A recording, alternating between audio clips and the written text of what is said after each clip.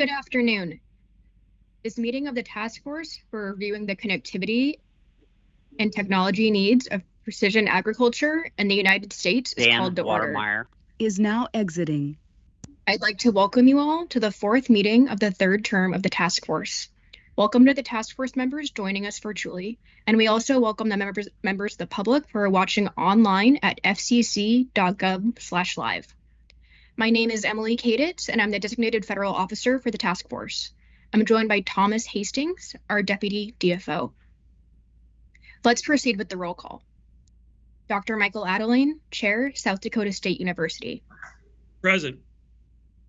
Dr. Shrikala Bajwa, Vice Chair, Montana State University College of Agriculture and Montana Agricultural Experiment Station.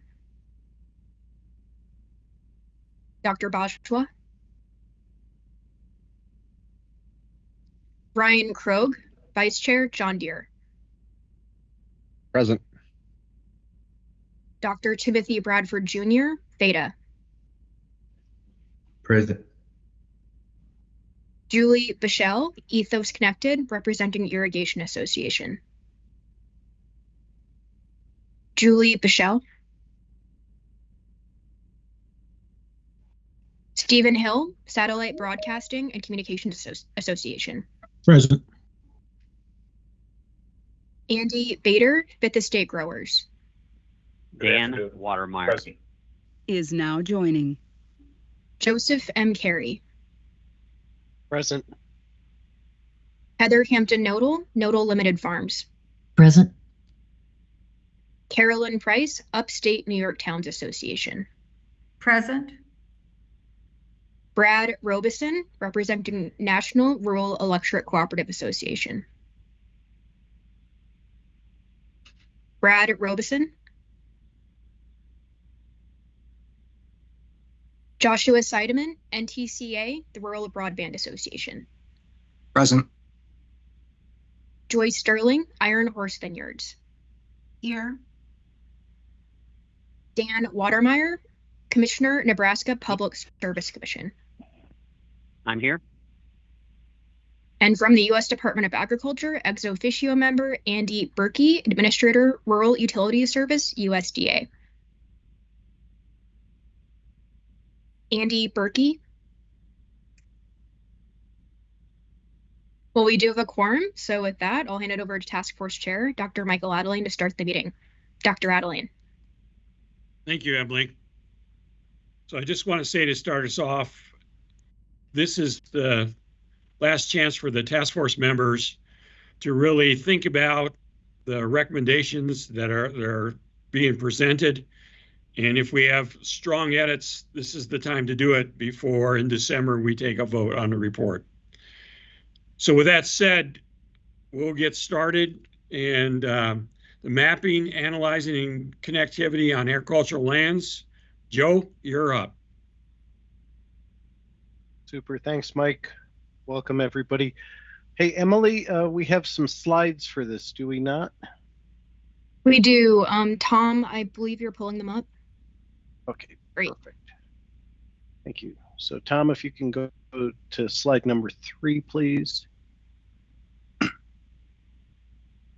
All right, so we got 4 updates from our last meeting, or 4 things to be considered by the mapping working group that came to us from the larger task force.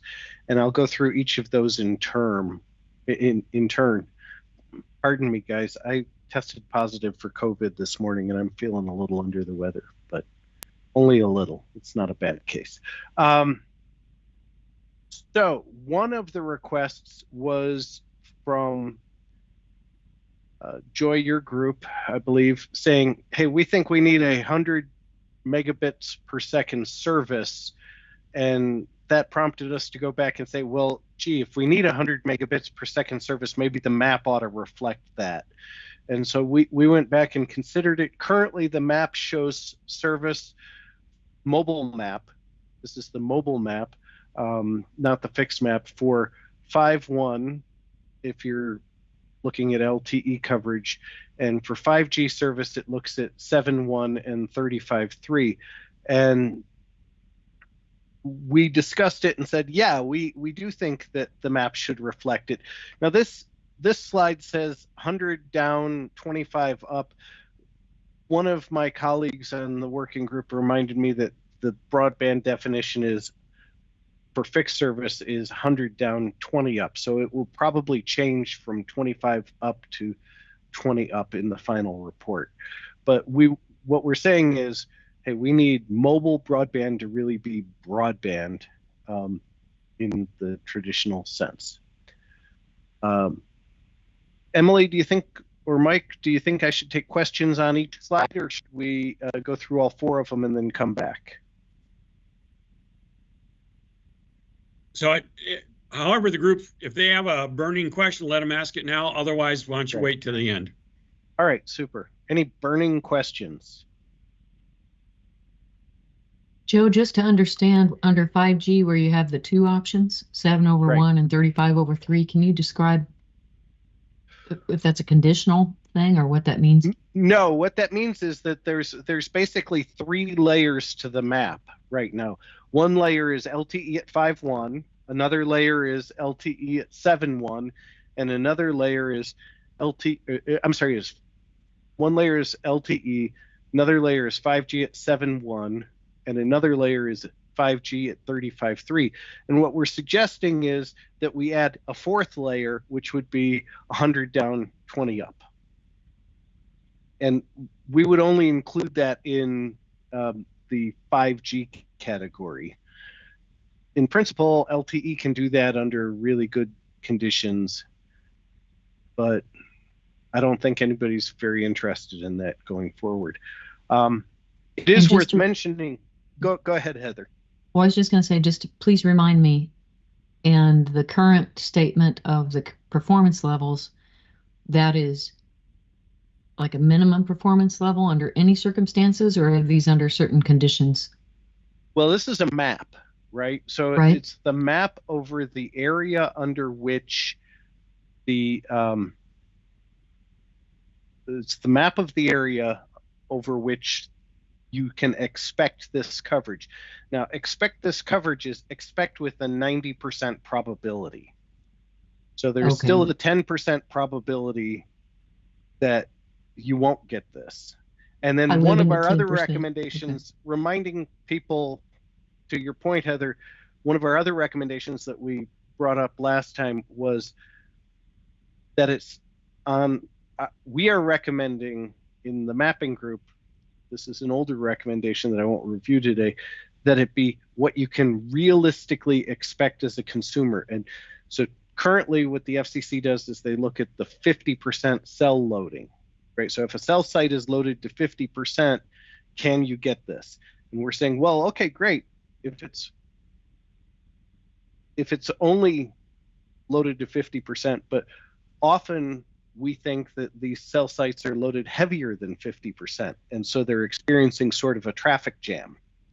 And if you typically get a traffic jam, we want that. But this specific recommendation is under the same conditions as these other 3 categories.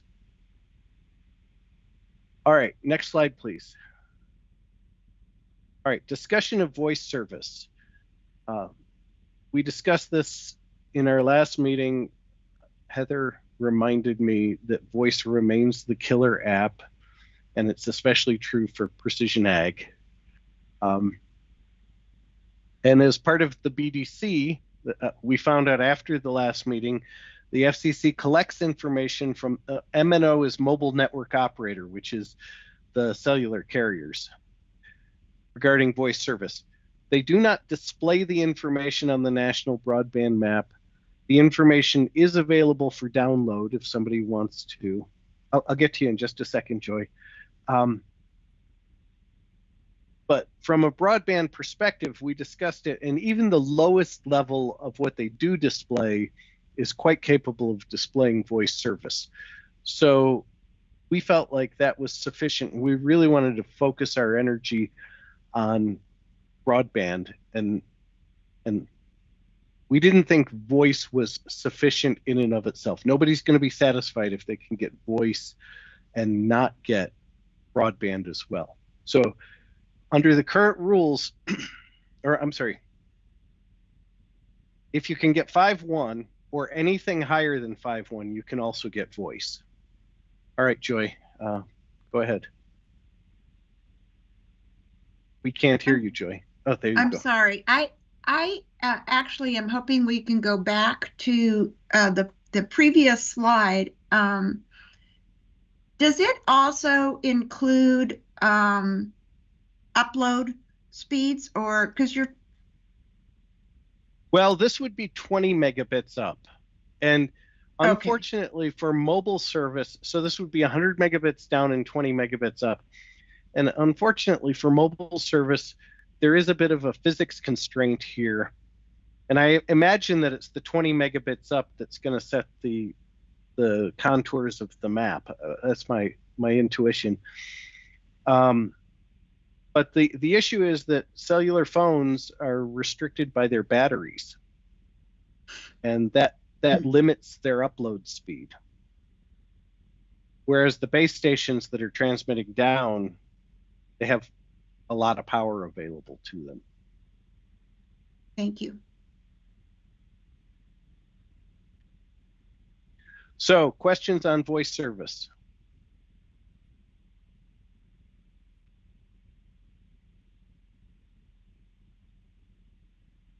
Hearing none, we can come back to it if somebody thinks of one. Next slide, please. Discussion of sustainability. The current mapping working group recommendations include a bunch of recommendations related to ongoing mapping efforts and surveys.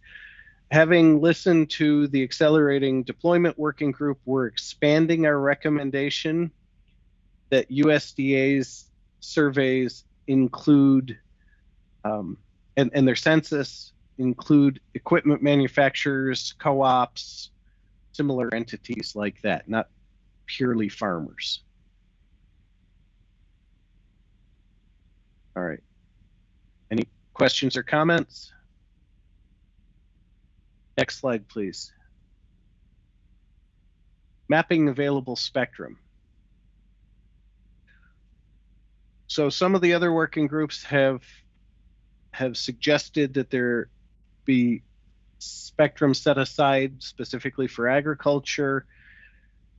We looked at this, and it is a really complicated issue. I mean, just even, and so we don't think we can do it justice in what remains of this term.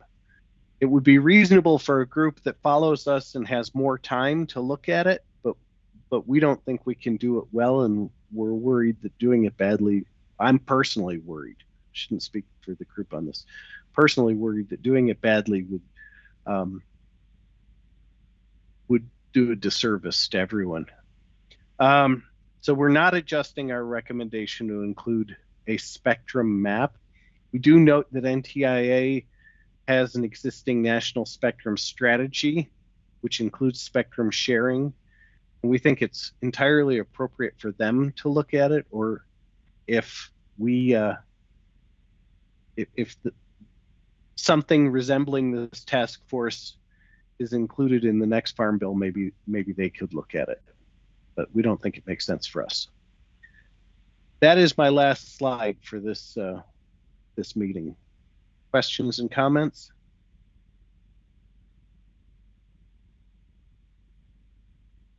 Andy? Joe, do you think it would be feasible for your working group to provide a framework that would go to those working on the national spectrum strategy for this? You know, the recommendation about how this could be done and what the parameters would be? Wow, that's an interesting question.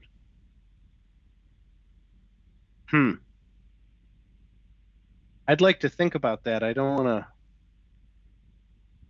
to. I mean,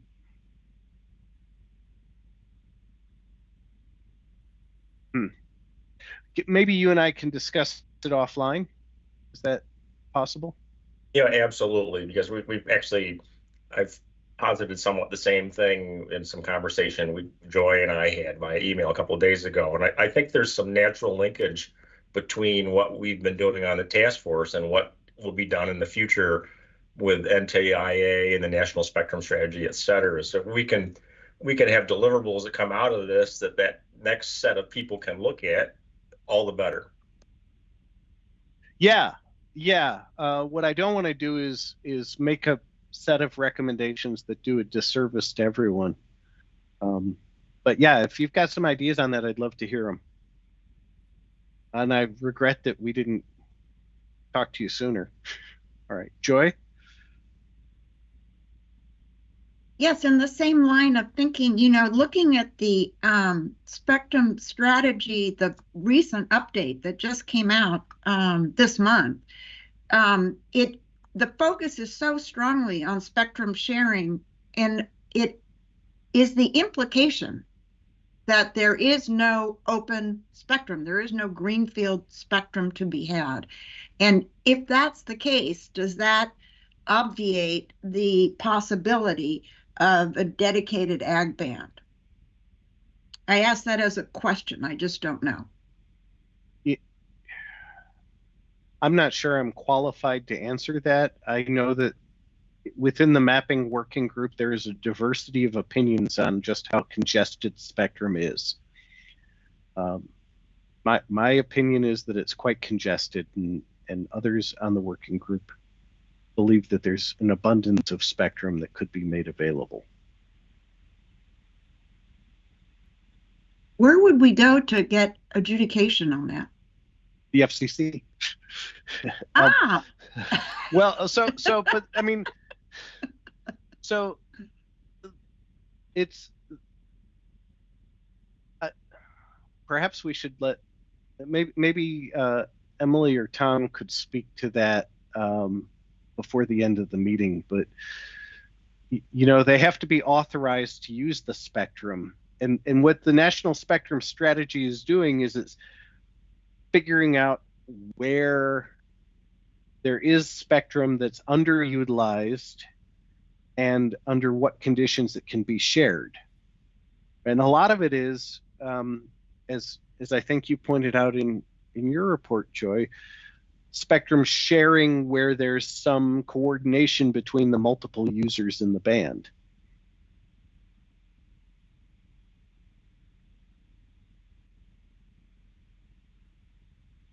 All right. Other questions?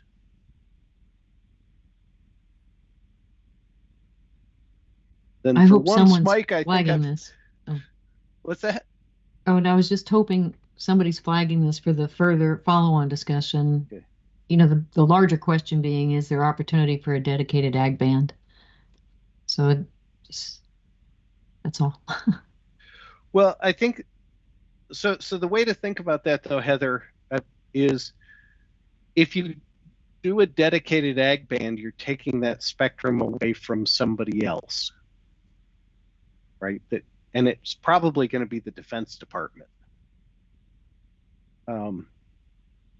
As far as I know, there's no fallow spectrum sitting around. But there's certainly, like what they did with CBRS, right, was they said, look, the spectrum is only used by Navy ships offshore. Maybe we can share it, right? And in the inland part of the country, there's no Navy ships using their radars over the cornfields of Illinois. Well, there is some up by Lake Michigan, but yeah, okay, fair point. Well, and I think the last time I'd seen a figure, I think the Defense Department has 83 or 85% of all the spectrum. So sounds great. I mean, I don't know if taking is so much of a word as an opportunity for giving. So okay. Joy? It's the current fashion seems to be around sharing, which is just so appealing that the future is about sharing, very kumbaya. But I think that's particularly with the advent of AI's ability to manage that. So I'm trying to decide on our report whether to keep in the dedicated ag band or modify that to say and or some manner of sharing with some sort of, I don't know, but sharing seems to be the principle these days. Well, it seems to me that you can still advocate for a dedicated ag band, and then how the band is woven or delivered is what is yet to be determined. So if that is through sharing, or if that is through some giving or an auction or whatever it is, we aren't working through. We're just ideation, right? In terms of what the Lego set could be, we don't have to design all of its parts and pieces. Yeah, and I said this at our meeting in August, and at the risk of repeating myself, I will anyway. I'm still struggling with, we've got the TV white space band. With the recent changes that allow mobile devices to transmit at higher powers, I'm struggling to figure out why that's not filling the need of a dedicated ag band. And, you know, I understand that there are market forces that make that equipment more expensive than say Wi-Fi or cellular. So I guess I'm wondering when I'm also looking at, for example, DSRC in the automotive band, the 5.9 gigahertz automotive band, where the auto industry had that band for 20 years and never commercialized it.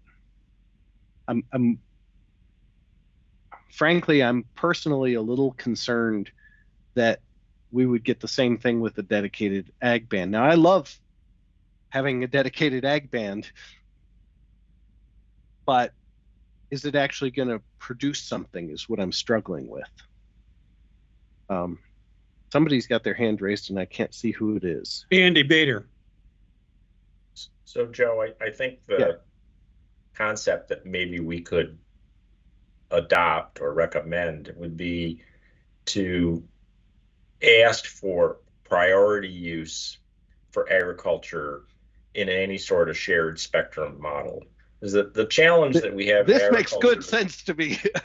Yeah, the challenge we have in agriculture is when we got to run a combine, we got to run a combine. When we got to plant, we got to plant. We can't be messing around waiting for availability. And we're also in my eyes, anyone as a farmer, we are the number one industry. We're like it's a matter of national security. And so if we can't have dedicated spectrum, we need to have at least priority use of spectrum so that we can farm when we need to farm. Yes. Yeah, I 100% agree with that. That makes good sense to me, framing it that way. Yeah, Joy. Well, CBRS has that kind of tiered access. So that would fit into that model, that you've got the top tier, which is federal government defense primarily, and then a second tier, which is where we would want to be, and then there's wherever you can fit in. So I think that model exists. Right. And I hate to put Heather on the spot here. How we doing on time, Mike? Am I out of time? You have 4 minutes. Okay. Heather, you and I had discussed the possibility of using FirstNet as an ag band, or using FirstNet spectrum as an ag band. And your working group decided that was a bad idea. Do you want to talk? I think that was my understanding. Well, I don't remember that they said it was a bad idea. I think we thought that might fall more into the connectivity needs that had been discussed in the last round of connectivity needs and stated as a recommendation in that working group. What feedback, the only elements that might be viewed, bad, as you said, was the concern over creating a monopoly for whomever might be in charge of the band. I see. Okay. Okay. And also from a user perspective, there was also feedback that even where FirstNet is in place, it is not fully functioning in terms of ubiquitous coverage and ability to operate the way it's supposed to for those first responders in areas like Western Kansas, Eastern Colorado, really sparsely populated areas. So that was another piece of feedback in terms of you could hold it up as a model in terms of here is a policy solution or attempt, but let's not think that it is perfect in its application. There's still room to improve. So I hope that helps. Yeah, it does. Thank you. Thank you. Okay. Joe, I need to say, I don't see this as a mapping group. I see Joy and Heather getting together. I think Andy's comment was the right one. And so you need to think about how it would fit between the two of you, in spectrum sharing, prioritizing, rural areas for agricultural use of the band. Okay? Great. All right. Any last questions for Joe? Going. Okay. Joy, you're up. Thank you. Thomas, we can move on. Our summary paragraph stands. The only or a very major thing that I would like to introduce is in that last sentence talking about future policies and programs. And we are kicking around some more specific recommendations on, it doesn't really have a name yet, but maybe something called a potential digital agriculture fund, something that helps farmers pay for the last acre coverage. We have programs like BEAD and Rural 5G to get connectivity to the farm perimeter. But then that next hop over the actual working lands or livestock operation, how is the farmer going to be able to design, build that network?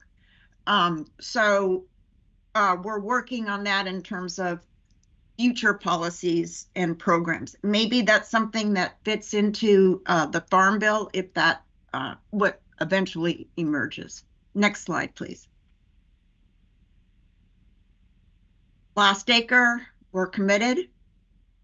Next slide, please.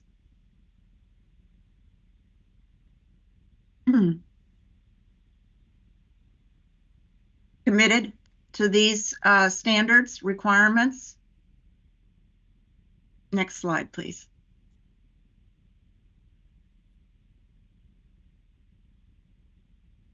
We stand by the proximity maps, which I think are going to be quite the revelation. Next slide, please. Spectrum. Well, we pretty much had that conversation. One thing that's very interesting is that the NTIA R&D plan that just came out does have a call out for agriculture as a major vertical for dynamic spectrum sharing. So they're on it. And one of the frequencies that they're looking at is in the mid-band spectrum is really fantastic for specifically 5G, and therefore would be great for ag. And so one of our, we'll refine our actual document to make sure that it's explicit that, that be looked at for agriculture. But one of the, I personally had an epiphany that might have been obvious to everybody else, in kind of a duh, but we're looking at two different frequencies as being extremely important for agriculture. Mid-band to reach the 100 symmetrical, and then low band spectrum to actually operate the IoT network on farm. And so what we're going to do is make that clearer in our report that there's 2 bands, and then thinking about that, to be looking at a hybrid situation so that the farmer is able to have both spectrums and operate. And how does that get achieved as opposed to building 2 separate networks? So this is a reinforcement of the need for edge computing in order to be able to achieve that. So that's become, at least in my own mind, maybe everybody else has just sort of thought, oh, well, of course, Joy, but it kind of hit me actually this week that we were looking at 2 different frequencies going to the same place, and how to cope with that, both from an equipment and a technology standpoint.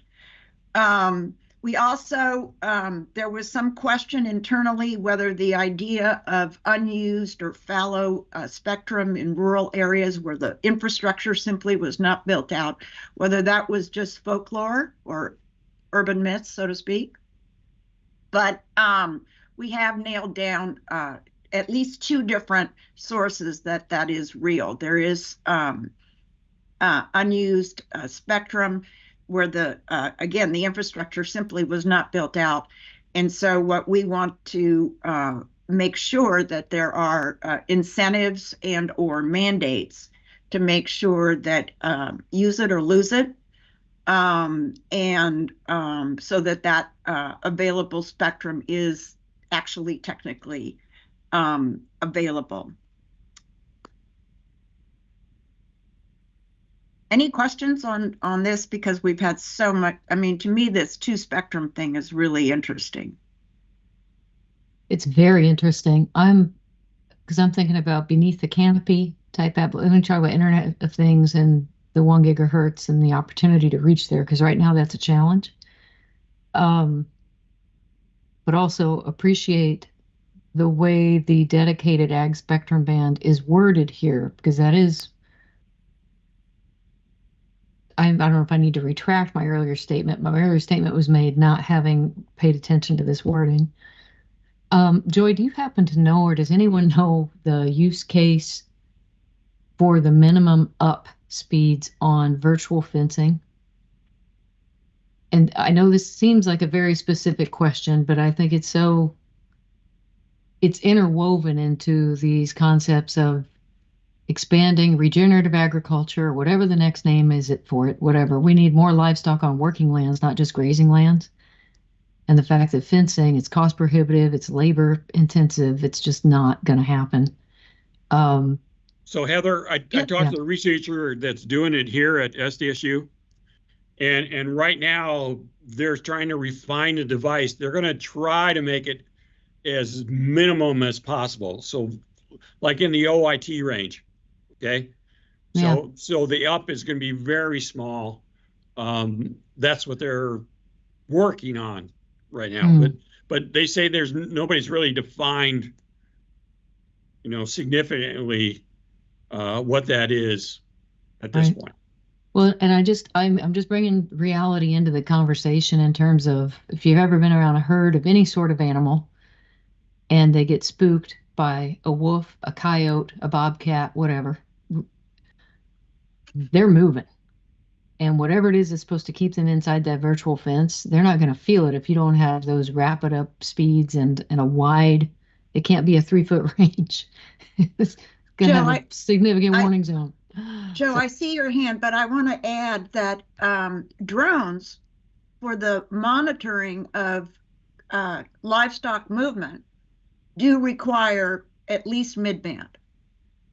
So that's not going to be, so one of the things that we already know, regardless of what's happening on the fencing side, is that if you're going to operate soil sensors and drones, you need both. Because so that you can get sky to ground coverage. Right. And also having that flexibility is going to help mitigate line of sight issues on the farm. So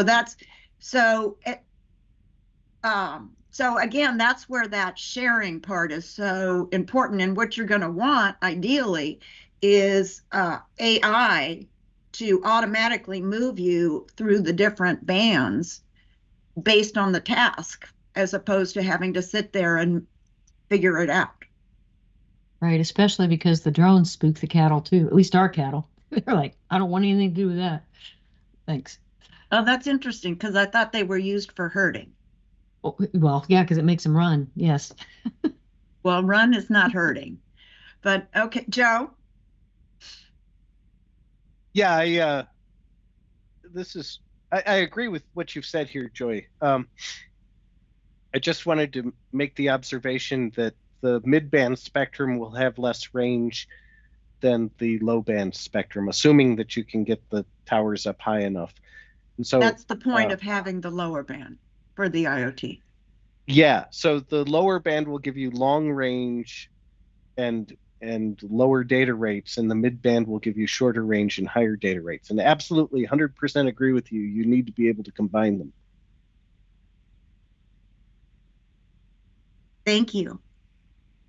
Thank you. Okay, next slide, please.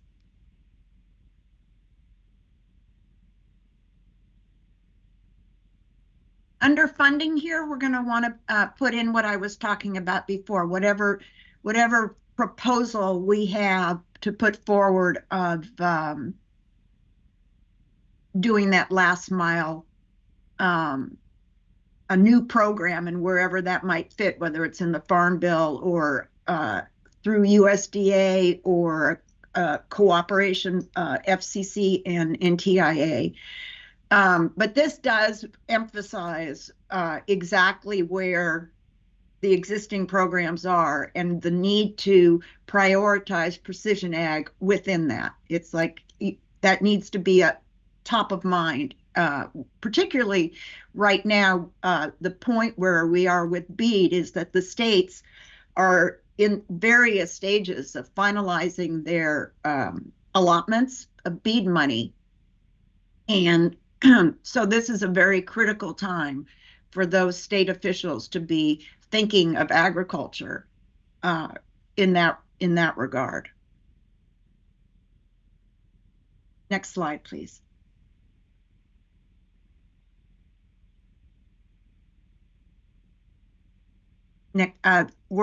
We're good on this, unless anybody has thoughts on near future. I would be interested, Heather, that you mentioned regenerative farming, because that is almost yesterday. But the in terms of how it's moving forward. But my question, I guess, to the group is that something that we should be thinking of, we should add into our report? That would be a new element of thinking about the impact of regenerative agriculture in terms of connectivity.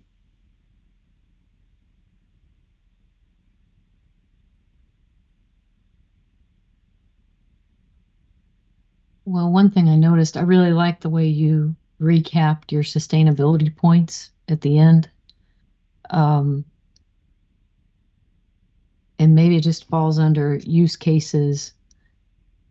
I don't know, but if there's any opportunity to just reiterate the reality of to truly improve, if the goal is improving soil health, then it's about microbial activity, and livestock has a role in that. And we can do better, basically.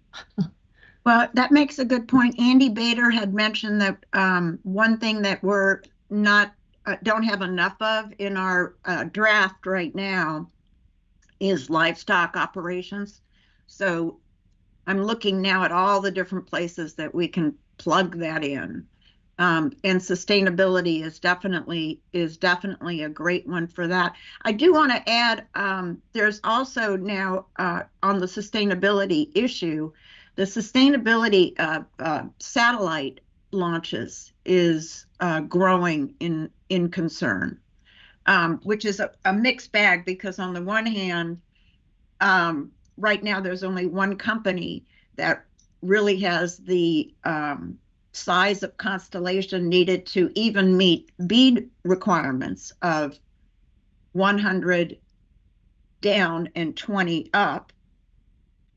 And that throughput is directly, I've learned from Steve Hill, is directly related to the number of satellites in space, particularly the LEOs I'm talking about.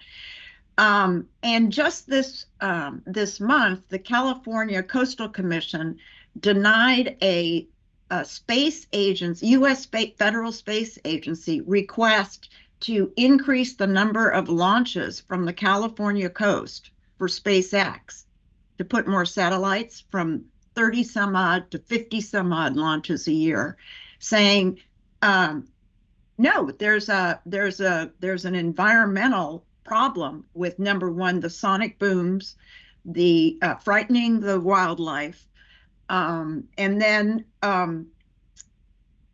also there's just concern about how many satellites are up there, that it causes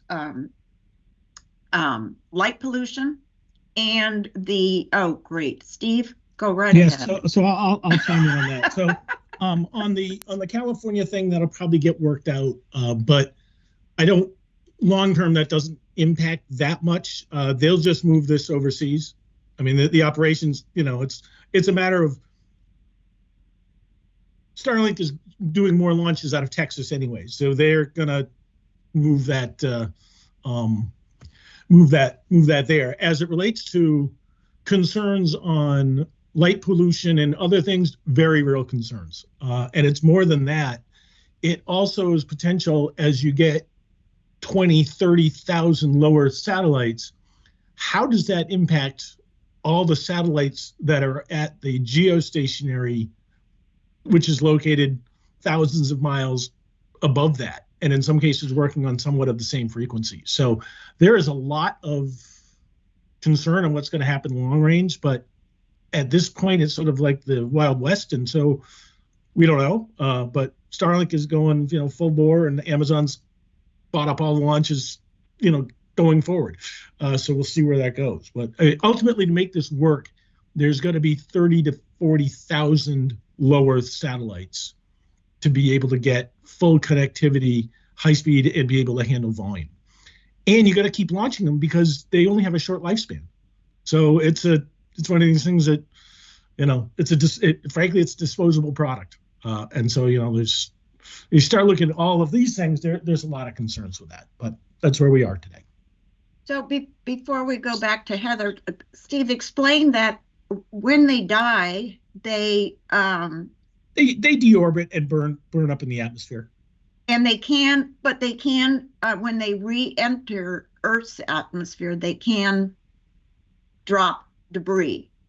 No, they really don't. They're small. They burn up. They're designed to burn up. And theoretically, I guess there could be some debris, but I would think that's no more than a meteor. I mean, a lot of meteors are frankly satellites burning up. I mean, and that's, okay. that could be, right. that could be thank you Starlink ones, and it can be stuff that is 15 years old. There is also, I just want to add again, sorry, Heather, to delay you, but there is, by having all those satellites there in low Earth orbit, I think at a prior meeting, we discussed that that's a security concern. Those can be taken out in one fell swoop. No, actually, no, it's actually the bigger, the fixed satellites probably have more of a chance that could be a problem. Because these other ones are moving very fast. I mean, they're moving at 17,000 miles an hour. Whereas the larger satellites are in a fixed orbit, you could, shoot something up there and take it out. But, I think, look, there's always concern, right? It's be like anything else. Okay, Heather, sorry. Well, Steve, you answered one of my questions, which was going to be about recycling parts, but apparently if it's all burned up, then we're not too worried about the amount of ozone or whatever gets the burn off Well, is. And on if you that. want to see something really cool, SpaceX is actually reusing their rockets, which is very cool. They're actually, the rockets itself, the main launch vehicle, Boeing sort of land in the water and they recycle them. Starlink is actually having them like land back on a thing and they just keep reusing the same rocket. So it's, there is fairly, a little more sustainable than previous methods. Well, so one other question I had related, Joy, is you were talking about AI and it's been referenced in numerous points, right? Whether it is to determine the spectrum allocation and sharing, whatever the band would be, or if it's for the edge compute piece.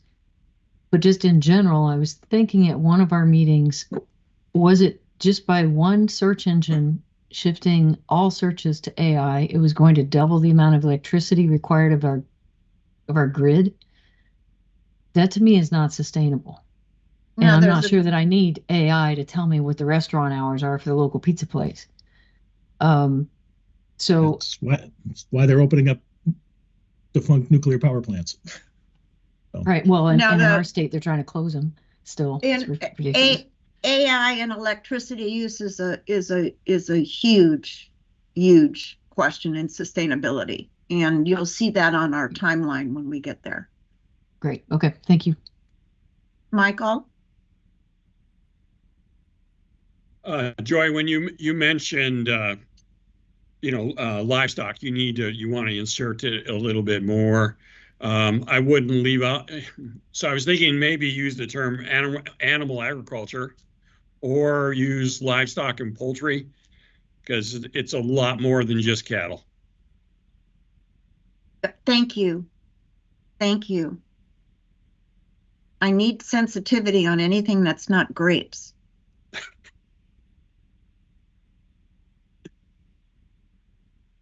All right, so next, any other questions here? Okay, next slide, please. I think we kind of, we went through this and adding in some of the sustainability questions about AI and spectrum.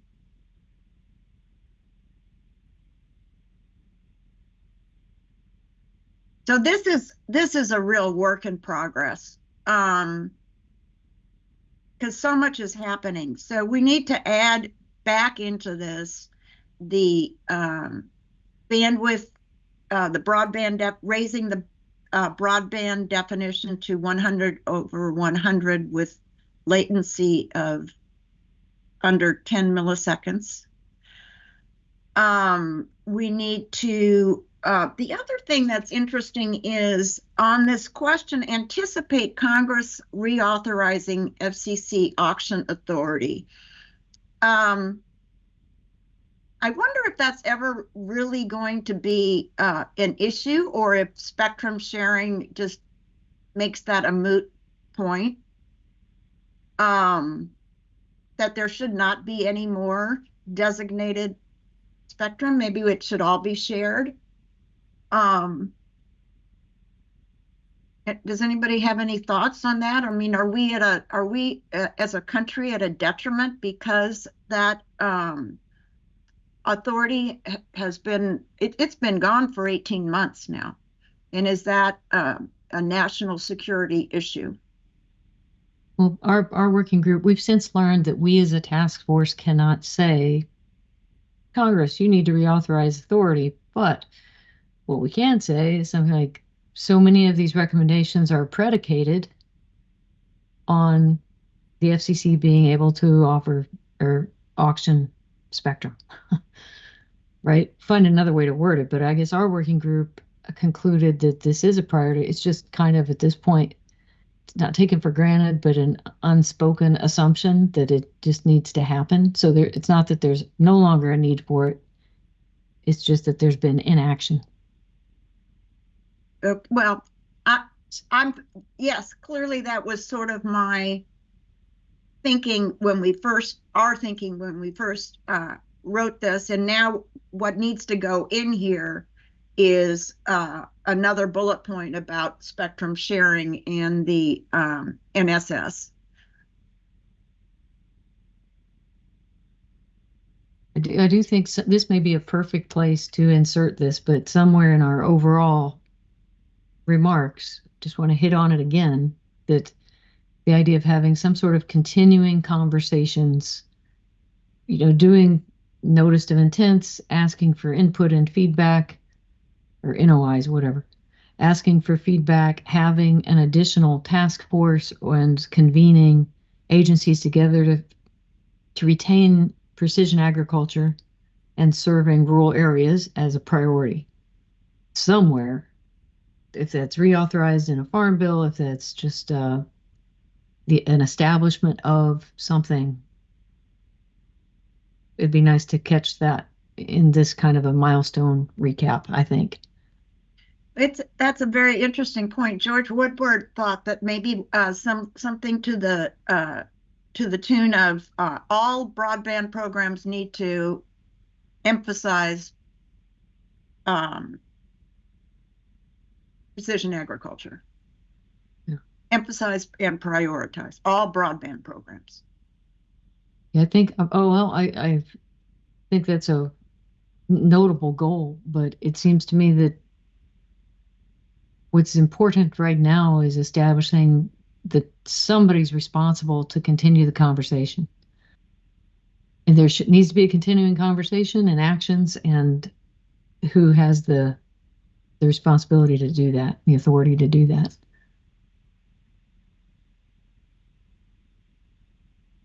We do. Power is Till ours. December. Yeah.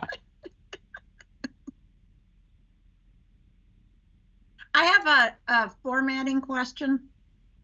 Are we capitalizing precision agriculture? Are we capitalizing edge? Are we capitalizing cloud?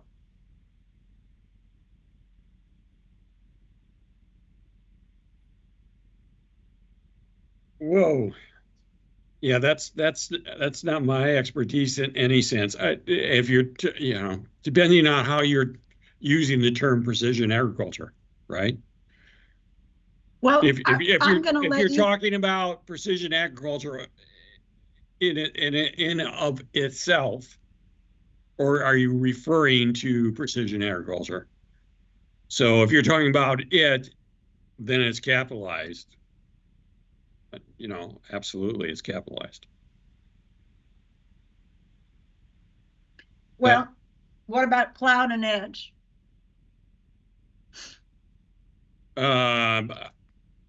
In most of the work that I've seen or even been in part of, cloud was not capitalized unless it was the specific subject of the paragraph are you just referring to the cloud? No.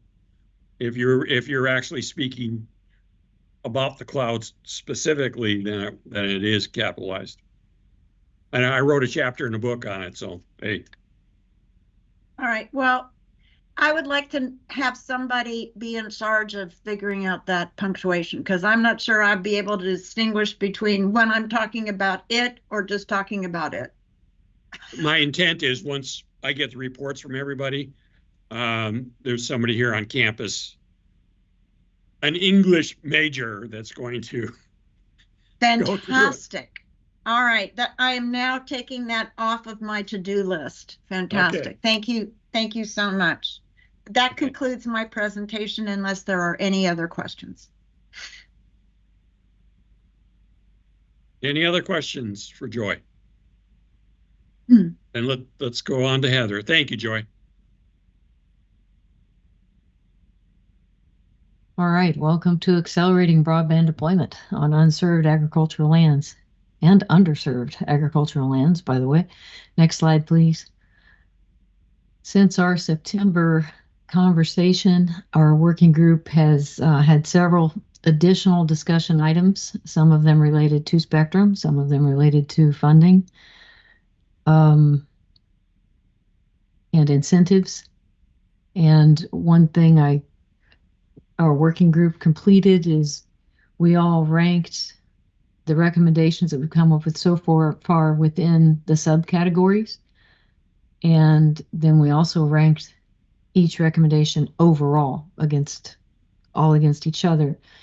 Our intent is to provide kind of a top 10 list in the final report that we are, I think, on schedule to deliver by Halloween for the full task force to review. We have consolidated some topics under a few headings. So I think in our August and September iterations, you may have seen a subcategory like for informational resources. We've since put that into, because it kind of was a standalone, so we included it with another subheading. We may still have a few additions. Next slide, please. But the categories that or sections within our report that we're working with now, or how they're titled, is essentially funding and incentivizing deployment to unserved and underserved rural areas and precision agriculture. 2, leveraging underused spectrum and infrastructure. And 3, accelerating deployment through improvements to siting. So the spectrum discussion, hopefully as you have a chance to look through our bullet points that were shared even, I think as early as August, we had addressed several points related to spectrum. And as we work together across working groups on our final, I think the more eyes and brains and everybody working together on this to see if we have overlap or redundancy, then we'll figure out where the best fit is. So yeah, you can see these 3 headings. Next slide. All right, so in terms of funding and incentivizing deployment, our changes since the September report was we've updated the 5G fund language. You can see that since early September, the Federal Communication Commission released guidance that removed their initial intent to dedicate some funds for precision ag. And we felt the need to emphasize as a task force, we think, that this is where funds are needed to deliver connectivity to the last acre. So it's really important to maintain a position or a category pool of funds within that 5G fund for precision agriculture. In terms of funding from multiple sources, we continue to have disagreement on the phrasing and intent of this concept, but I'm optimistic by roughly this time next week, we will have some resolution on that. It seems that within our working group, where the primary difference I think exists is that there are those of us who recognize that in the rural space that is currently underserved and unserved, because it is such a high cost to build out, that there is a need to allow funding from multiple sources for a regional or a local provider that can still make a case long-term for a return on investment to operate a system, but needs assistance on that initial capital outlay. So there's the concepts of regional and local service and that initial CapEx cost.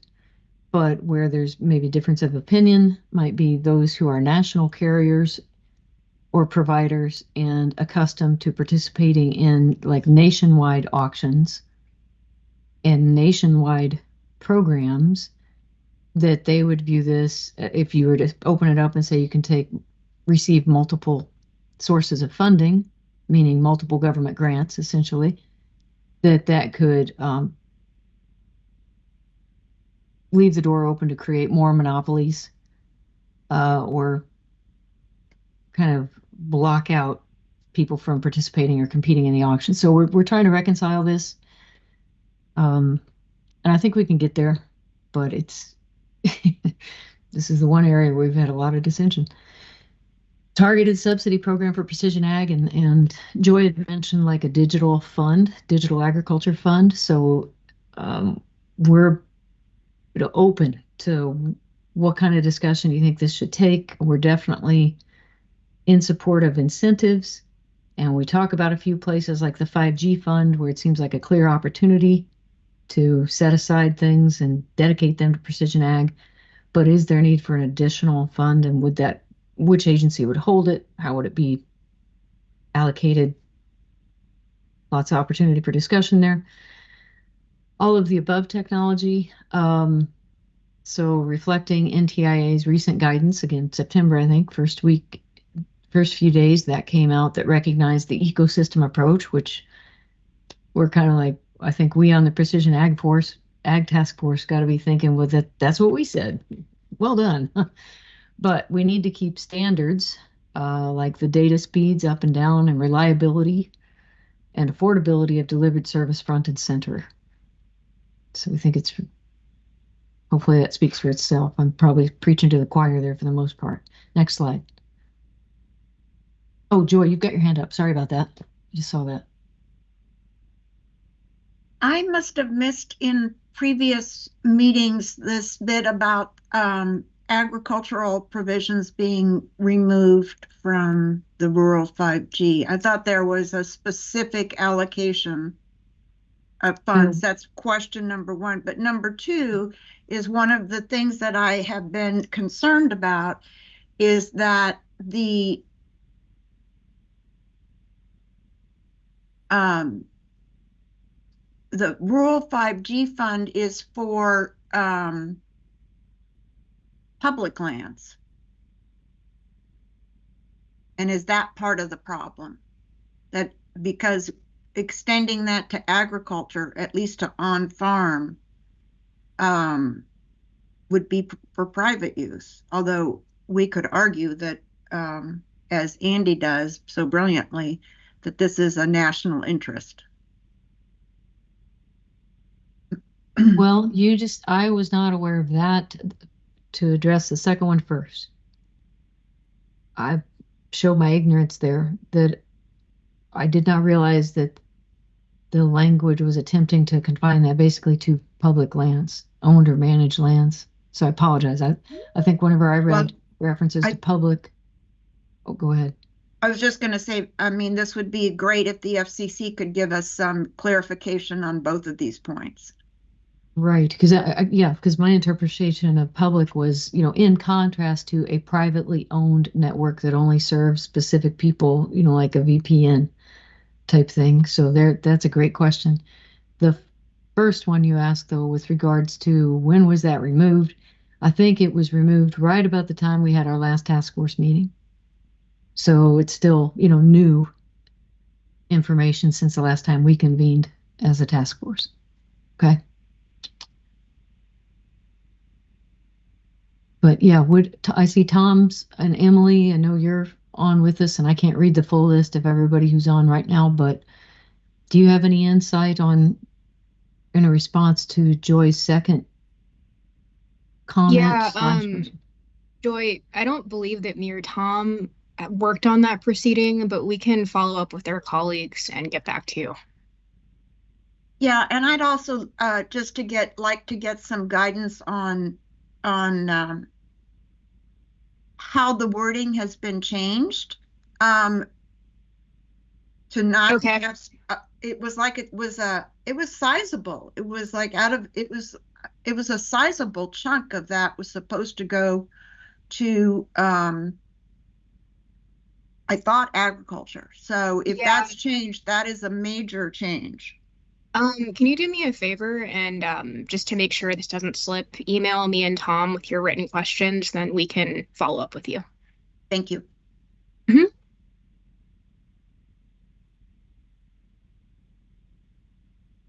Thank you. Michael? Heather, I see you're talking about the 5G fund. Are you not thinking about satellites as a solution?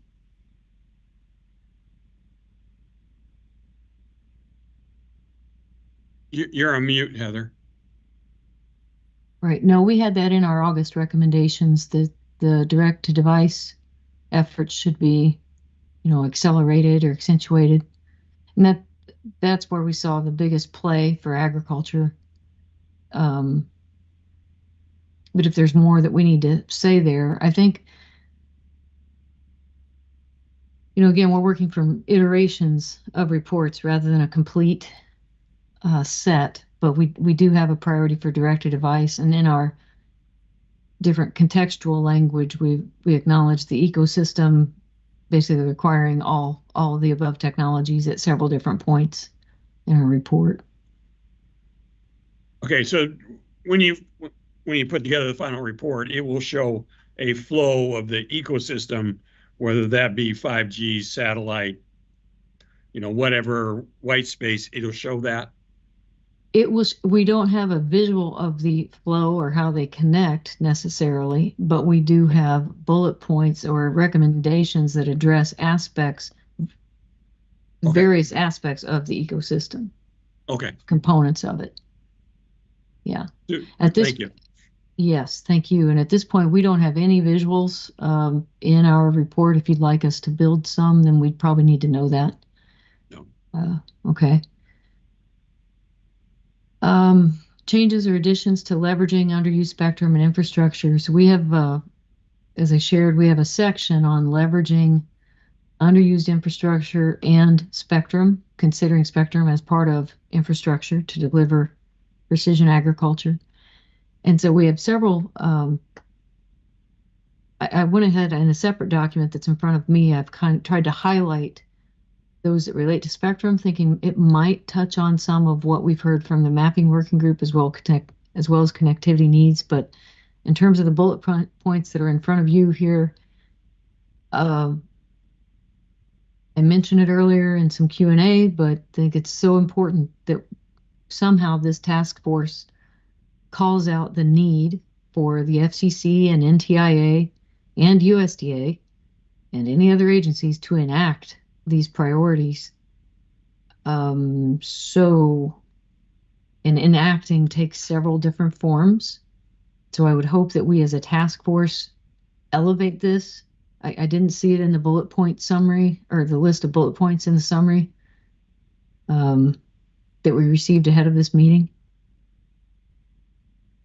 But we also, we'd been asked in August about the unlicensed and licensed by rule spectrum recommendation that we had. So just would like a final confirmation from FCC staff that our edited language helps clarify our intent there. It's great. Connectivity needs highlighted this as well, but in terms of allocating low band spectrum for precision agriculture, it looks like you did pick that up. We were going to say, hey, here's an idea, because we also have that in ours, like the sub 1 gigahertz. And that more low band availability should help us solve some problems. We have two different recommendations, one related to rural service rules and another related to geographic based build out requirements.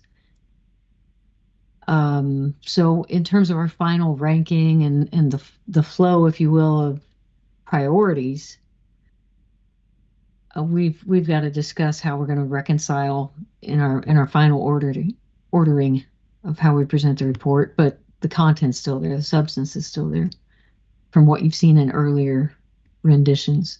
Next slide, please. In terms of the citing section, we really haven't made any significant changes or additions to that section since the August slide deck that we provided. I think we may have one more slide, maybe, or two, I'm not sure. Yeah, and just in general, this is probably more formatting related, and if we could get written follow-up even after today's meeting, just if there's a certain procedure we need to follow for citations and how you see that appendix shaping up for what our working group referred to, would appreciate guidance on that. And I cannot access Box, so whatever you've got, if you can just send it as a PDF, that'd be great. So any other questions? Trying to look for raised hands. If you'd like, I could try to read through some of the spectrum detail, if that would be helpful.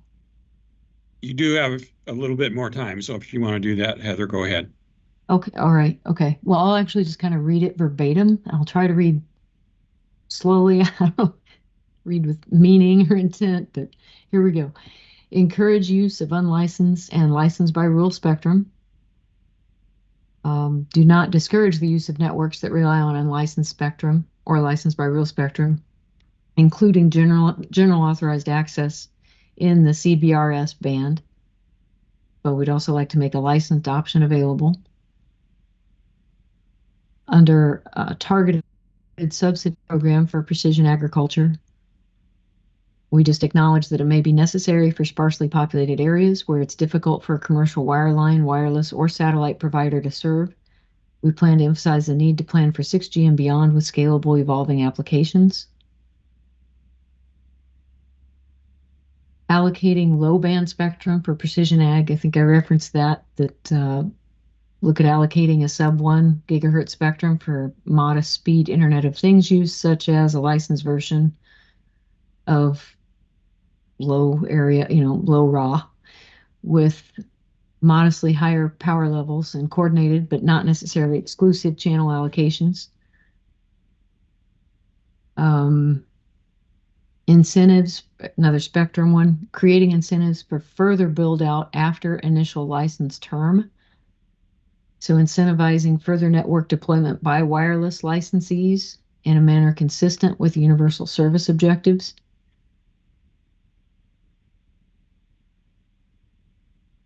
I have one more point I want to come back to while we're on the line here with Joe and the mapping leadership. Another spectrum one, overlay use of unused and underused portions of license area. So carriers that have met their build out requirements but have not served rural agricultural portions of their license area by the end of the build out period should be subject to overlay use in those areas. In other words, subcontracting, somebody can come in and provide service here. And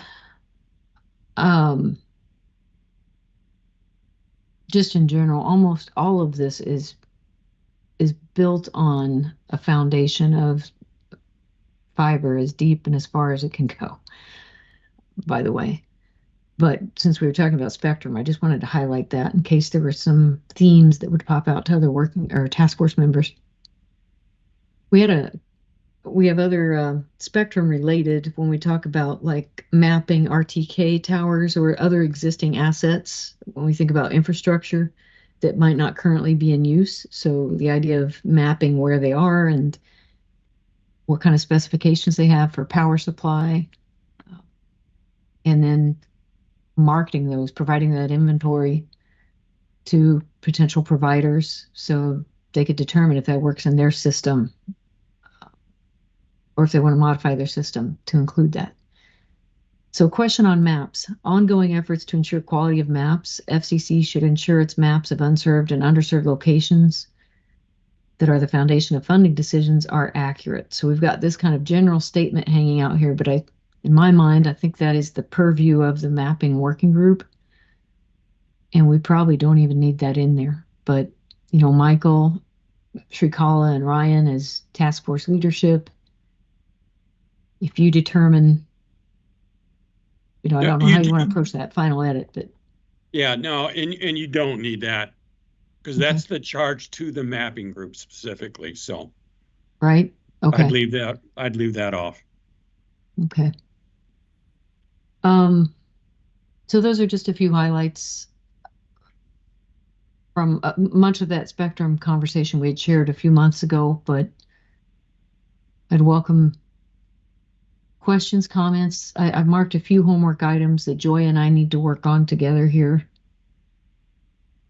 like the spectrum sharing, prioritizing for production ag use and digital agriculture fund. I've marked those two, but are there additional things that I need to be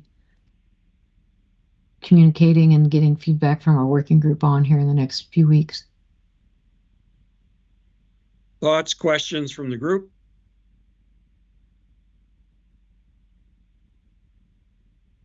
So Heather, you first started this piece of the conversation with it saying under spectrum, and then you made a whole list of things. Do you anticipate that those would be preceded by the word recommendation? Oh yeah, absolutely. Everyone, whenever I provided that list of things, those are examples of bullet point recommendations, or not bullet points, but recommendations within our report. And then we have supporting bullet points for those. So would you maybe say, in regards to our spectrum recommendations, here are the following issues that needs to be considered, and then you would bullet point all those?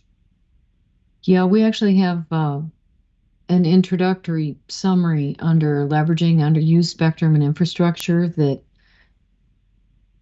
calls out some key questions. It's actually a really well thought out introduction that one of our team members put together. And then we have the series of spectrum related recommendations following under that. Okay. So just as long as the reader can pick out, yeah, here are the recommendations that they're talking about. Oh yeah, yeah, and not it's just statements, but explicitly saying these are the recommendations. Yep, we have done that. We've got okay. Yep. So the subheading reads recommendations leveraging, and then colon, leveraging underused spectrum and infrastructure. Then there's the introductory, 1, 2, 3, 4, 5, the why. Okay, why it's important, what matters, things to think about, and then we have bolded subheadings that you'd given us okay. instruction in terms of how to format. And Yep. so each one then establish process for FCC and NTIA to enact priorities, then bullet point, and then accelerate deployment of direct to device. That's 1. Encourage use of unlicensed, licensed by rule.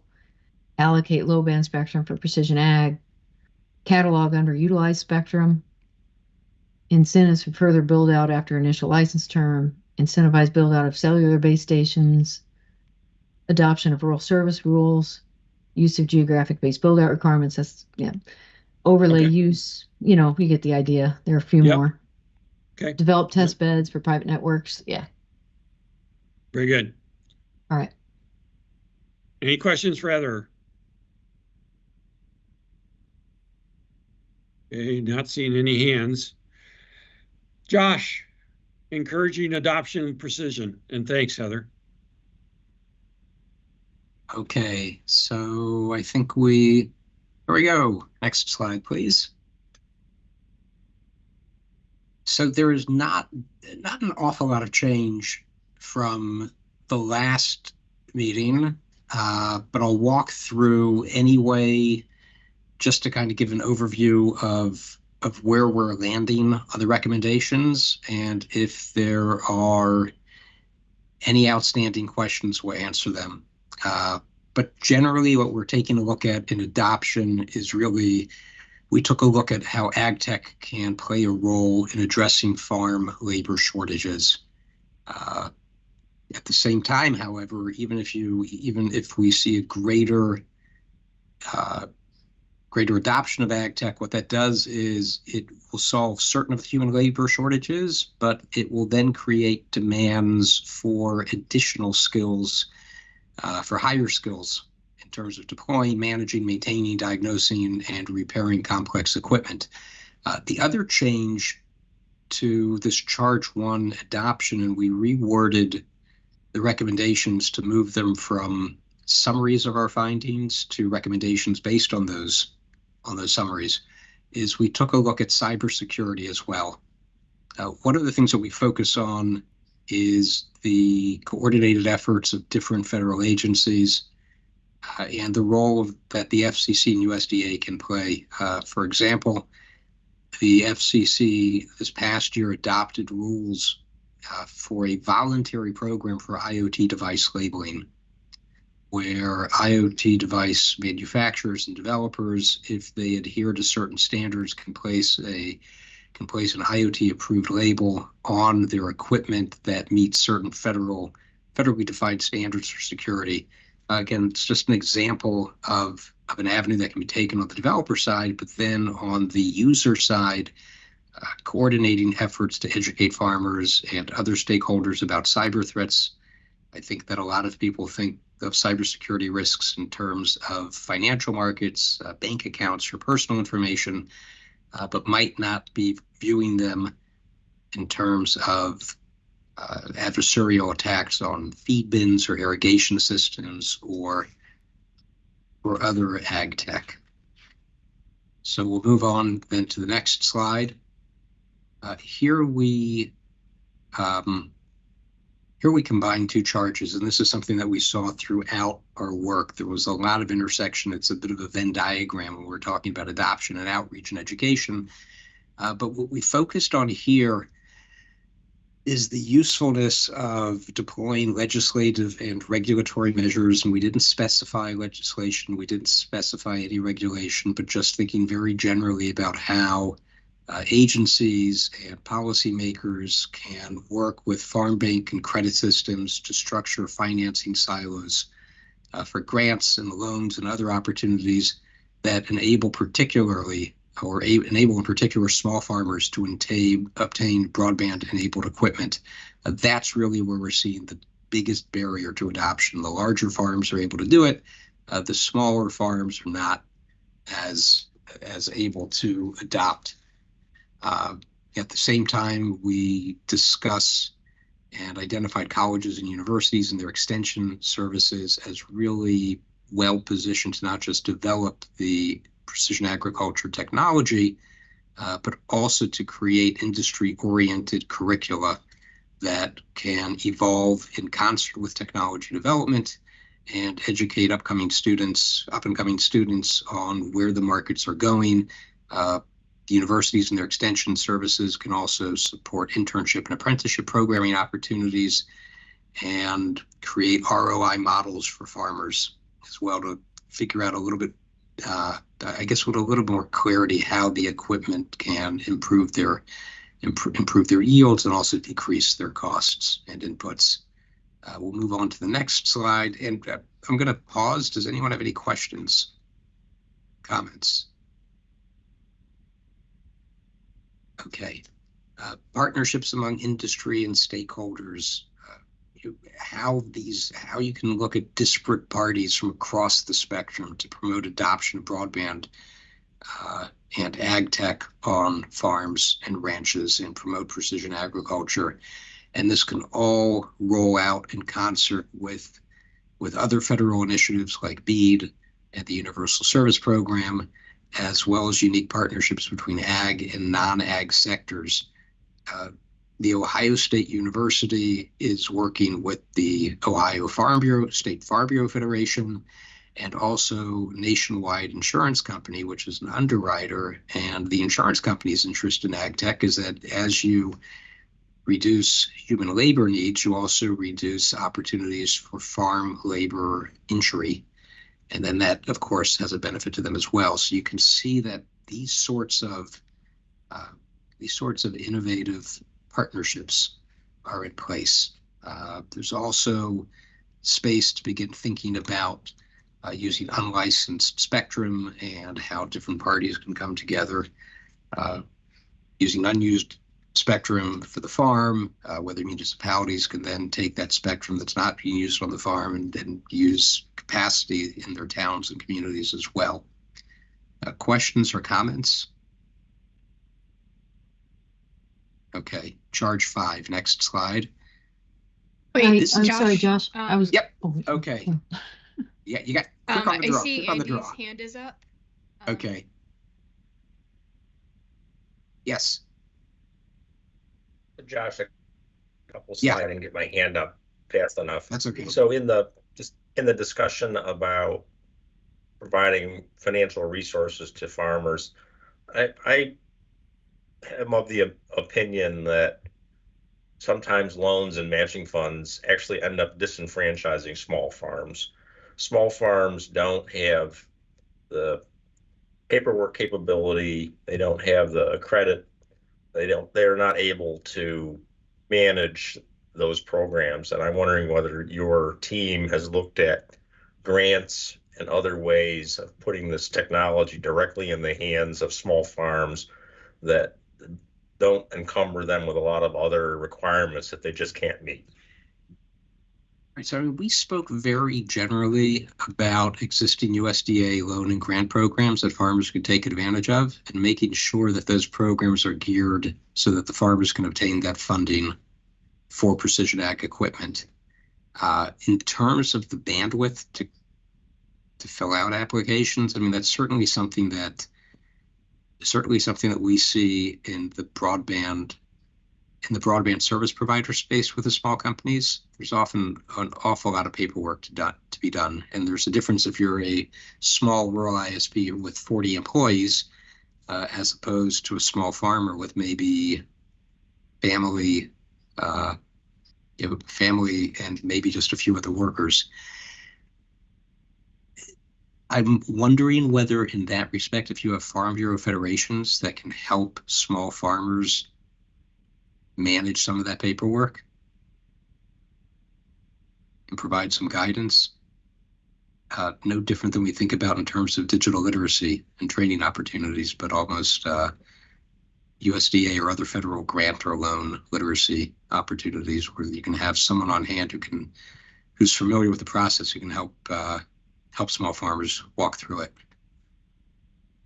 I think that's feasible, but I would also say that our experience trying to get people to audit their data and the national broadband map would indicate that it's difficult to get people to actually do stuff without someone holding their hand. Mhm. Yeah, no, I agree. I don't know. I don't know that there's an easy answer. I mean, we had talked about whether there were per acre incentives, other different things. And this is this charge 5 obstacles we keep coming down to the affordability of the equipment, and the fact that becomes not exponentially, but there's a multiplier impact. There's a multiplier impact of the difficulty of deploying ag tech on small farms when you're talking about a small farm that has multiple crop types. That just makes it even more difficult, because now you're talking about variables, not just one single system for the entire farm, but potential for differentiated equipment across a small farm. 100% in agreement on that. Yeah, I don't know.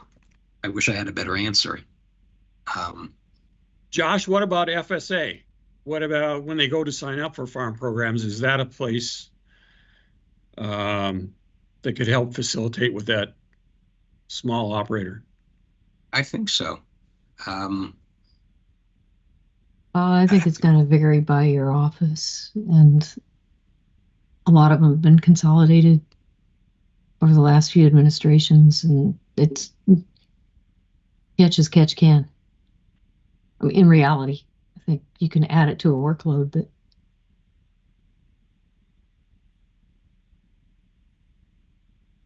I mean, we talked about, looking back on the slides, a couple of slides, we talked about the partnership. So is there an opportunity for FSA to work for the state, with the private Farm Bureau federations on the state level or the local level? or NRCS if it flows under that, either one, yeah. I mean, I'm thinking about what we're doing with BEAD. You have the state broadband offices are administering everything, but there is an army of private sector organizations that are positioning themselves as the middlemen to help bridge the gap between the SBO and the smaller private entities that are thinking about applying for BEAD funding. So maybe that's a model that could be incorporated here.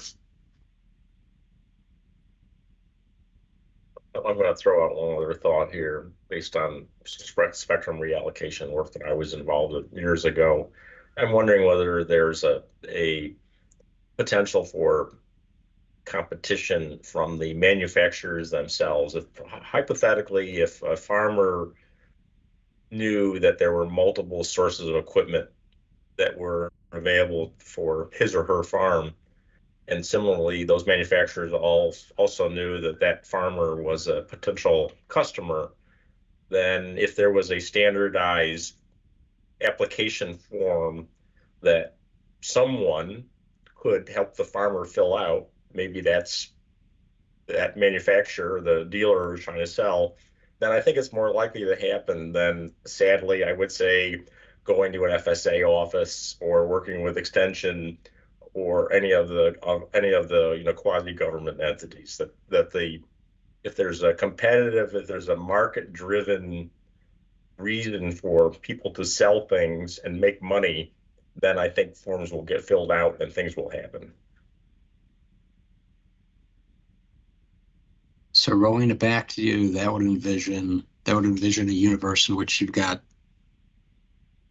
whatever the technology firm is, they then become that middleman between the user and USDA or any other government program to help the small farmer complete the application process, knowing that they're going to benefit from it because now they've sold or leased or rented their equipment to that farmer. It's interesting. Correct. They would be certified along with other certified vendors, and they would compete with their peers for that farmer's business, and that would do a number of different things. That would ensure a best of solutions. It potentially would spur creativity, clarity, all of the things that we would love to see happen in any sort of rollout, which I hate to be blunt, sometimes don't happen when we have government do too many things as part of any project.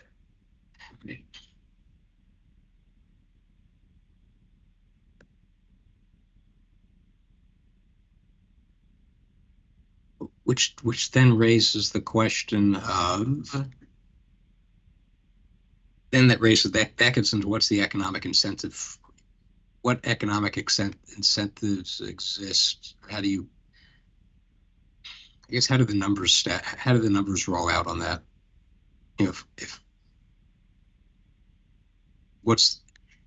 How big is the incentive for the company for the equipment manufacturer to undertake the cost of doing that? I mean, it's got to get some return on that from selling the equipment to the farmer. So somehow the numbers have to balance out, but it's certainly worth exploring, I think. Josh, Joe, on that? go ahead.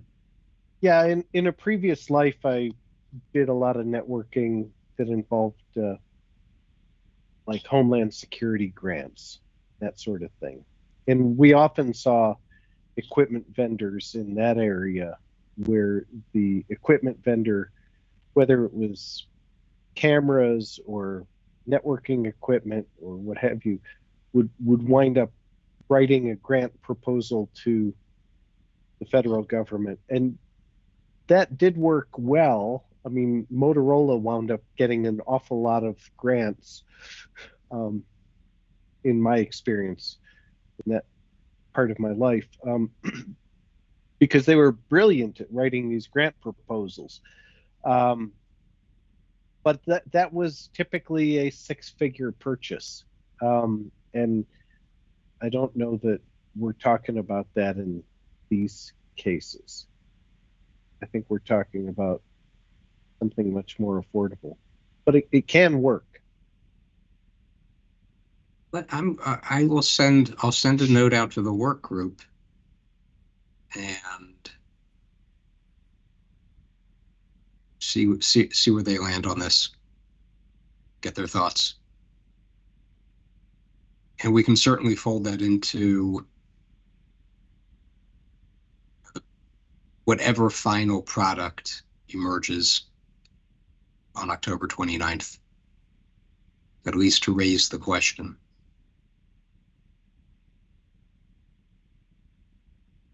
That'd be great. Thank you. All right, thank you. No, these are terrific. All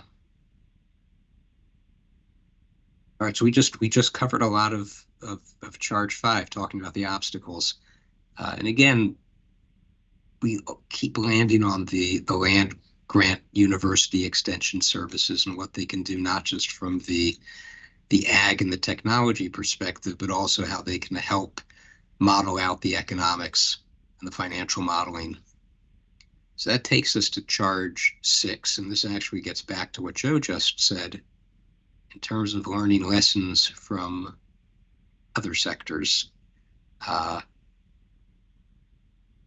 what we found, we looked at manufacturing, we looked at healthcare, trying to get a sense of how other sectors dealt with this. And what we kept coming back to was this observation that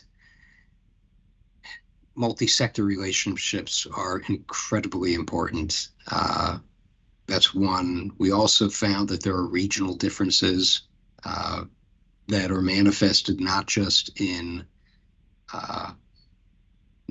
geography and crop choices, but also in user attitudes, priorities, culture, and again, the impact and the importance of the land-grant university systems and their extension services can be critical in terms of helping stakeholders get their arms around the problem.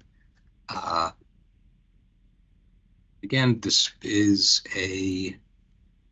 can be particularly beneficial where you might have a community of farmers to whom the benefits of ag tech are not as readily obvious due to a lack of scale.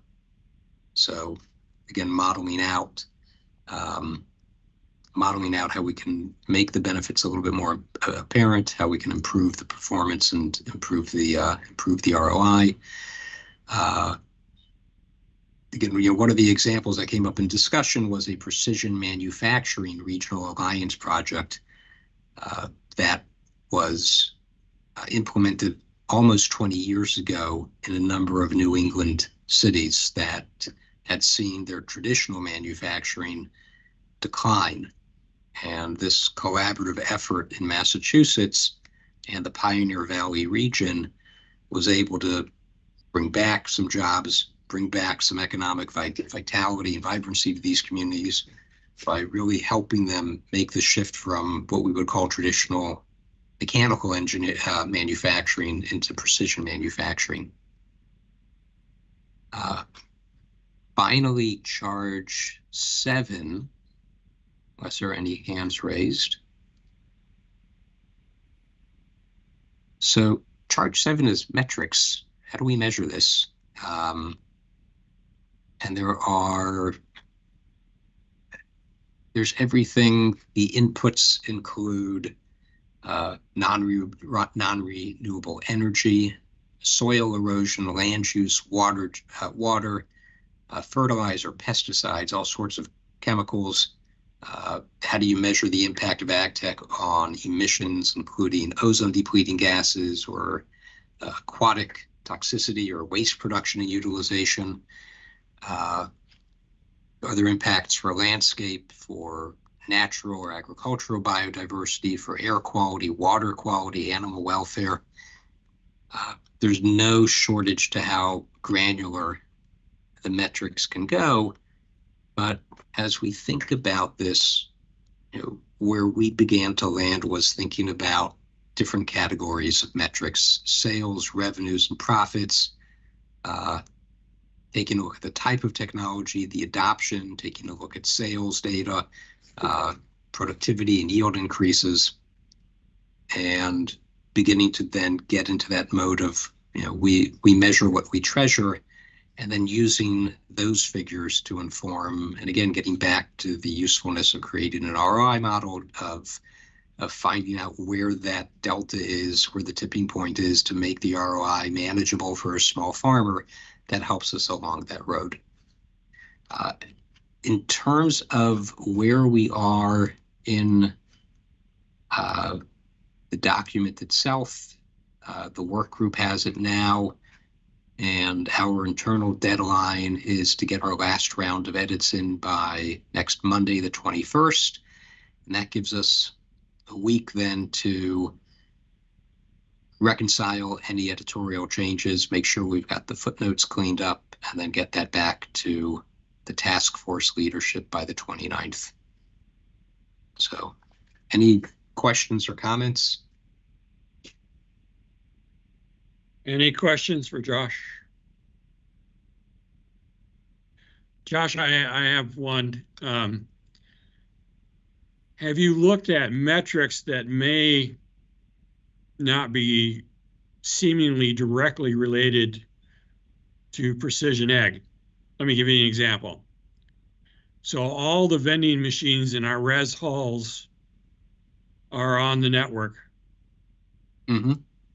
And we could determine if students were studying for finals by how much was coming out of those vending machines. And, you know, most people wouldn't think about, well, you know, a vending machine, why does that indicate students studying? But there is a correlation Right. in that piece. So have you looked at, you know, something of that very nature? I guess what that makes me think of the most is one of the things we're talking about. You know, you have quantifiable metrics in terms of chemical input costs. You have energy costs. You have labor rates and saving in the labor rates when automation reduces the need for farm labor. You know, the question is, how do you measure intangible benefits that include qualitative gains, such as time that a farmer can now spend with his or her family? Sure. I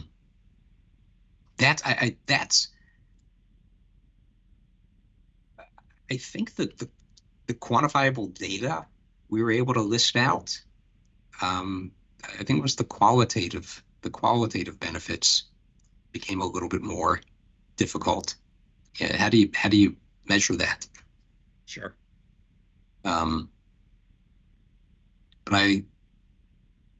on a different day, I'd like to learn more about the vending machine correlations with student studies. That's I'm a bit of a nerd for that sort of stuff. There you go. All right. Thank you. You bet. Thank you. All right.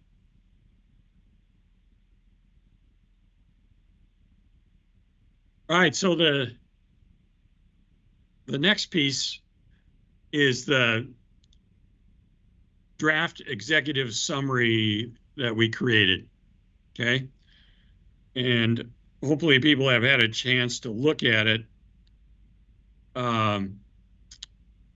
A little different approach than the last two task force. There's a significant number of recommendations coming out of all the working groups. And to boil them down and put them in the executive summary, I just didn't see, it would be almost duplicating your working group reports. So I'm not going to attempt that. But what was attempted is making a generalization statement about the various recommendations that we were seeing out of the working groups. Okay.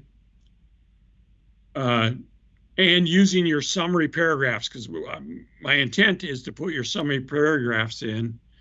And then once that's done, keeping the executive summary down to a page and a half, 2 pages, and then in order as we did today, putting in the full report from the working group. Okay. So the meat of this report will be in the working group reports. And then just a general conclusion. If we need to, as Heather has indicated, you know, elevate some piece, but I think, Heather, since the August meeting, I think the working groups have identified the pieces they're going to take. I don't know if there's one that we still need to elevate up to the task force level. There might be, and if you want to indicate that to Shrikala and Ryan and I, please do so. But otherwise, the executive summary, like I said, is going to be short. Questions on that, or concerns or thoughts? Andy? So with regard to that executive summary, I'm wondering whether the connectivity to the national spectrum strategy shouldn't be a paragraph or at least a couple sentences, because I think that's where a lot of this effort is going to be handled going forward. And we talked a couple times today about handing off to them.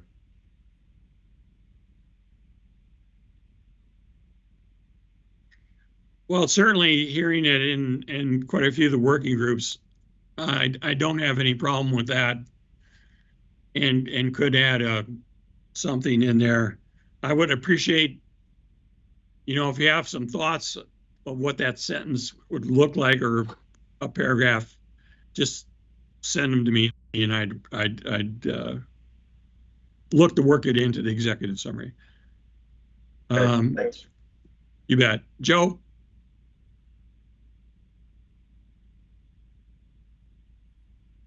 I'm sorry. Go ahead, Joe. I thought I had unmuted. I was just going to second Andy's suggestion. I think Andy's got a good idea there, and I'll be happy to work with him to get you a sentence or two on that. Super. I appreciate that. Heather? Yep, I am forwarding. Sorry, I was not muted. I apologize. I was typing there, forwarding the recommendation for you and Ryan and Chickala to look at. Currently, it's in our report, but I think this is the one that should be the umbrella statement about how do we keep moving forward. Okay. So after this task force ends, it's a statement of what to think about for the future to keep the ball rolling. Okay. Appreciate that. I think that's very appropriate. Any other thoughts, concerns?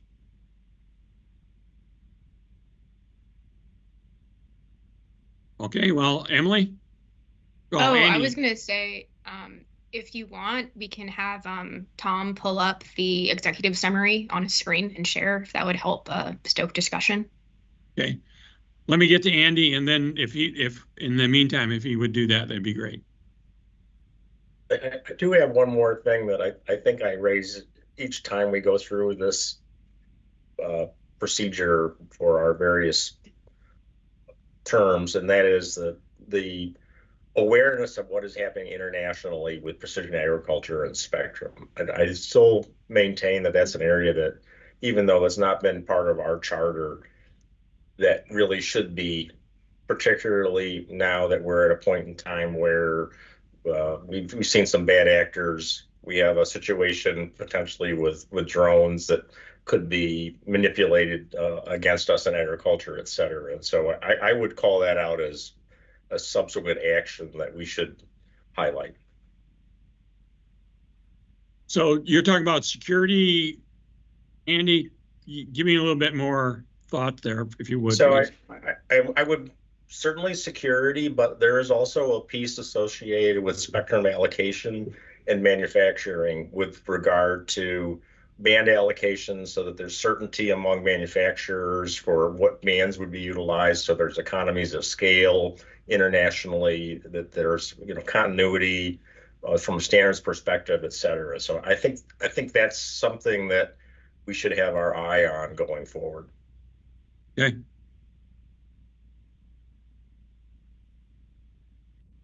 So we're going to put that document back up. Go ahead and go to the next page.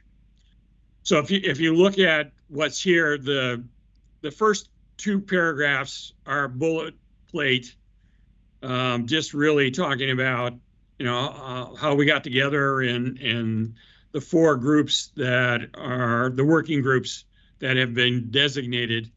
So that is pretty straightforward. It's just not a bunch of pieces there to look at. If you want to continue on, please.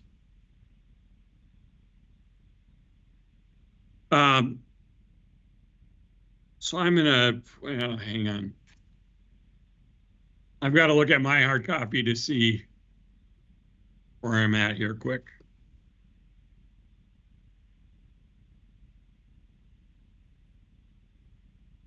If you could go back up one page. Yeah, right there. Hold it right there.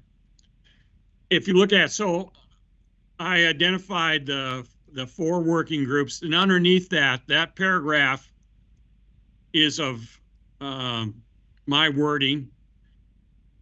Yes.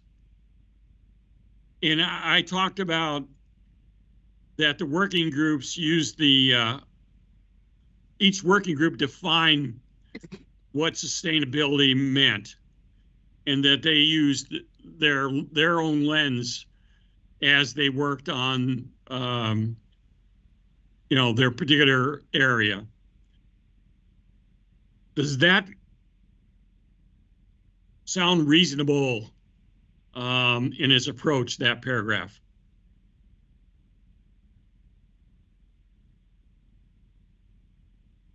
Sounds reasonable to me. Okay. Heather? Yeah, I was trying to pull up the draft that you'd sent because on my screen it's small. It's harder to read that, but I didn't see any problems with it when I read it earlier. I noticed that we had a typo in our insert. But and what I'll do is when you on the 29th send your finals, I'll look to those to grab that summary. Okay. So for all the working groups, when you send on the 29th, I'm going to be looking for that summary paragraph to make sure it's updated, and I will plug it in at that time. Make sense? Okay. Hey, Mike, this is Dan. Yes. I appreciate all of this executive summary. The one thing that just kind of struck me, and I'm glad you brought it up, that one paragraph there, that each working group understanding of sustainability was defined by the members of the group. That could be dangerous if we do come up with 4 definitions of sustainability, which our group did, all the time. We were always discussing, well, what does sustainability mean? I didn't know if that's what you meant by saying that in that paragraph or not. I did, and the charge from the chairwoman, and Emily, you can correct me if I'm wrong, was that each group was to define sustainability for their working group. So their lens of sustainability was based on their each individual working group. Yeah, the charge is at the outset. Ultimately, this task force is to advise the commission. So as each work group or as task force leadership discerns is the appropriate definition is what we'll take. Okay. Dan, did that help you there? Yeah, it does, as long as it doesn't confuse a senator reading this or a congressman reading this. I mean, I just laugh. Heather would probably input on this as well when I think about all the time we spent on defining what sustainability meant just to our group. Yeah, early on, I think maybe it's worded in such a way that each working group considered the definition of sustainability in the context of their work area. Okay. Right. Something like that. Yeah. I agree with that. And I also think that I thought we decided at the beginning that in terms of an actual definition of sustainability, we were going to go with the USDA definition of sustainability. And so what each of the working groups did was, how does our particular focus impact that? Right. So Yes, I think that's different than what yes. a redefinition. Yeah, so I'll rework this paragraph. That's absolutely right. Okay. Thank you. You bet. Any other, Heather or Joy? Okay. Go ahead. Yes, I was just going to ask, can we please get it to you on the 30th? Because our working group, we wanted to have one final group get together, and the earlier on the day on the 30th is when we can do it due to people's travel schedules. And I just wanted to do one final, like, hoorah, let's just make sure we said what we meant to say. How about this? How about on the 29th, you get me close, because I don't expect on the 30th you're going to have major rewrite of your report. I don't expect that either. So yeah, I can get you something close, but I can Okay. definitely I'll get you the real thing, the final thing after our group. Okay, because I have to write this all in and get it to the FCC by the 7th of November. So Ellie. I have a much shorter window than you do. Okay. Well, we're trying to help you to get your work done for you. So hopefully you won't have to do too many rewrites. I appreciate that. Okay. Go on down. And I think we just go right to conclusion, because the rest of this is just insert of what we have there.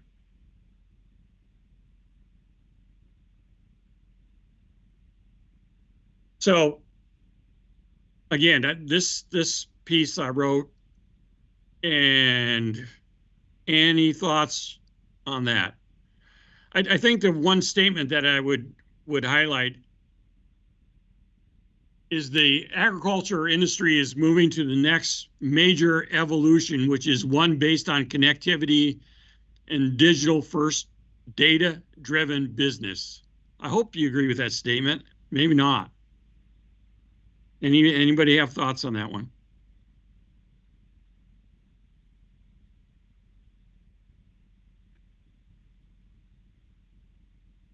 Joy? Thank you. First of all, let me say that in item 3 above that future-proof, there is a question mark. I'm not quite sure why that's there. Sure. He was a kid. He was walking to the hospital with his father, and he and his brothers passed a building that was used both by the Reformed rabbi. Do we need to say we can Somebody hear? needs Josh, to mute. I think you might need to mute. Somebody needs to mute. Yeah. My question for your question, Michael, is what does digital first mean, just as opposed to digital driven or data driven? What does the word first mean in there? So if you just say digitally driven, it's among a host of other things. And I'm saying there's going to come a point where it's going to be the technology, the data, that's going to be number one, and then other things would line up after that. And if you disagree with that statement, that's fine. Oh, you're on mute, Joy. I don't disagree with the statement. I'm just not sure that it just reads funny to me. Okay. Well, we'll just needs take a a look little at it. wordsmithing, and because I just don't understand. I mean, even if you changed it to, primarily or significantly or just Sure. maybe a different word, I don't know. Okay, we'll take a look at it. Thanks. Yep, thank you. Joe? Thanks, Mike. Don't know whether you want to include this or not, but one of the trends that I'm seeing in the industry is the trend towards autonomy. And connectivity is really a technology that enables autonomy. So I don't disagree with anything you've written there, but do you want to expand it a little to include autonomy? We can do that.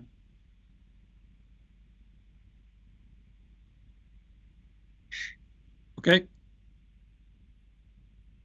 Emily, you want to wrap her up? Right, sounds good. So first, I just really want to thank all the working group leaders for sharing the recommendations. I continue to be impressed by the progress that all the working groups are making, as well as all the thought and care that all of you and your members are putting into honing the recommendations. And I know that this has been not a small effort. A lot of time and work goes into this. And I just want to thank all of you and your working group members for what you've done so far. And I know that we're just in really good shape moving forward. So as far as the schedule moving forward for the rest of the third term, the last meeting of the task force is on December 5th, where we will vote and consider the task force comprehensive report. as we're required by statute. And I know we just went over this and you've heard this before, but to make sure the report is ready for voting at that last meeting, the FCC will need at least 30 days to review the report and then get it back to you for your review before the last meeting. I know that Dr. Adeline and the task force leadership have been in contact on the logistics of transmitting that, but if anything comes up or if you have any questions, please just reach out. And I know that you all have been working really hard, but we're in the home stretch, so let's just focus on that last final push before we get to the vote. So I also want to thank my deputy DFO, Tom Hastings, as well as all the FCC New State liaisons for all their really just excellent work and support they've provided so far. And I know they'll continue to provide. And I also want to thank all the commission staff who have hung in and for their support in planning and running that meeting. And thank you so much. It just really is an honor to serve as your DFO on this task force. And with that, I'll turn it back to you, Dr. Adeline, to adjourn. Thanks, Emily, and thank you. And I want to add my thanks to all the staff and the IT folks for hanging in there with us. I appreciate that so much. With that said, I declare this meeting adjourned. Thank you. Thank you.